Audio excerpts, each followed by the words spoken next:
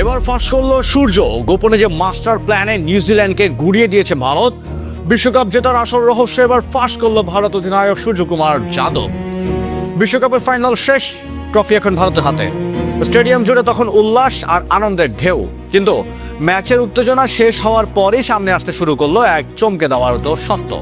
ভারত কি শুধু দুর্দান্ত ব্যাটিং আর বোলিং এর জোরেই নিউজিল্যান্ডকে হারিয়েছে, নাকি এর পেছনে ছিল আরো বড় কোনো পরিকল্পনা, একটি গোপন মাস্টার প্ল্যান? ফাইনাল শেষ সংবাদ সম্মেলনে মুখ খুললেন ভারতের অধিনায়ক সূর্যকুমার যাদব, আর তার কথাতেই যেন ফাঁস হয়ে গেল সেই গোপন পরিকল্পনার আভাস, যে পরিকল্পনার ফাঁদে পড়ে ফাইনালের একেবারে দিশেহারা হয়ে পড়েছিল নিউজিল্যান্ড।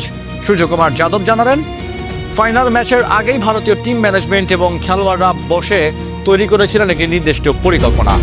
প্রতিপক্ষের শক্তি কোথায়, দুর্বলতা কোথায়, সবকিছুর বিশ্লেষণ করে তৈরি করা হয়েছিল সেই মাস্টার প্ল্যান।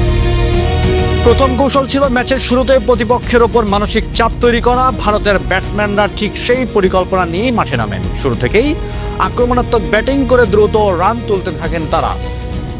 এতে করে নিউজিল্যান্ডের বোলাররা নিজেদের পরিকল্পনা বাস্তবায়ন করার সুযোগ পাননি।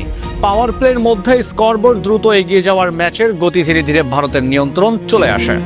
প্রতিপক্ষ তখন শুধু উইকেট খোঁজার চেষ্টা করছে, কিন্তু ততক্ষণে ভারতের ব্যাটসম্যানরা ম্যাচের ছন্দ নিজেদের হাতে নিয়ে ফেলেছেন।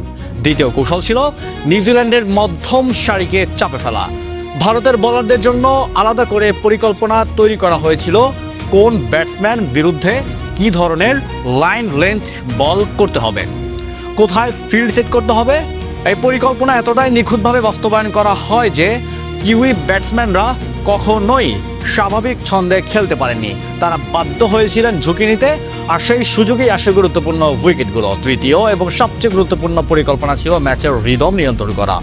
সূর্যকুমার যাদব জানান, ক্রিকেটে শুধু বড় শট মারা বা উইকেট নেওয়াই নয়, ম্যাচের গতি কখন বাড়তে হবে এবং কখন ধীর করতে হবে সেটাও বড় গুরুত্বপূর্ণ। ভারত ঠিক সেই কাজটাই করেছে। যখন নিউজিল্যান্ড একটু গতি পাওয়ার চেষ্টা করেছে, তখনই ভারতের বোলাররা বা ফিল্ডাররা সেই গতি ভেঙে দিয়েছেন। কখন স্পিন আনা হবে, কখন পেস আক্রমণ চালানো হবে, সবকিছু ছিল পরিকল্পনার অংশ। আর সেই পরিকল্পনা অনুযায়ী মাঠে চালানো হয় প্রতিটি সিদ্ধান্ত। ফলে পুরো ম্যাচ জুড়ে নিউজিল্যান্ড ছিল চাপে। তারা কখনোই ম্যাচে পুরোপুরি নিজেদের নিয়ন্ত্রণে ফিরে আনতে পারেনি। ম্যাচ শেষে সূর্যকুমার যাদব আরও বলেন, এই জয়ের পেছনে শুধু একজন বা দুজন খেলোয়াড়ের অবদান নয়, এটি পুরো দলের সম্মিলিত প্রচেষ্টার ফল। প্রতিটি খেলোয়াড় নিজের দায়িত্বে সঠিকভাবে পালন করেছেন বলেই এমন বড় মঞ্চে এই সাফল্য সম্ভব হয়েছে। আর সেই কারণেই বিশ্বকাপ জয়ের এই মুহূর্তটি ভারতীয় ক্রিকেটের জন্য শুধু একটি ট্রফি জেতার গল্প নয়, এটি একটি পরিকল্পনা, বিশ্বাস এবং দলগত ঐক্যের গল্প। শেষ পর্যন্ত সূর্যকুমার যাদবের কথাতেই যেন পরিষ্কার হয়ে যায়, এই বিশ্বকাপ জয় কোনো কাকতালীয় ঘটনা নয়, এটি ছিল দীর্ঘদিনের পরিকল্পনা, কঠোর পরিশ্রম এবং সঠিক সময়ে সঠিক কৌশল প্রয়োগের ফল। আর সেই কারণে ইতিহাসের পাতায় লেখা হয়ে গেল নতুন এক গল্প, যেখানে ভারতের মাস্টার প্ল্যানের সামনে শেষ পর্যন্ত টিকতে পারেনি নিউজিল্যান্ড।